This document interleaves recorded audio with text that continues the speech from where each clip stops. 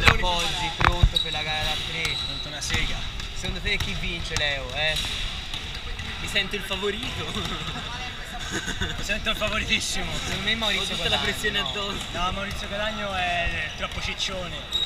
Ciccia merda, lo useremo come pallone per tirare in realtà. Ah, ecco il ciccia merda preferito di tutti, Maurizio Guadagno. Guarda qui che e buzza. Questa manzetta.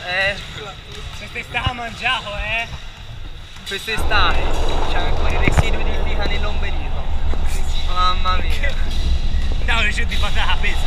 Andavo di patata.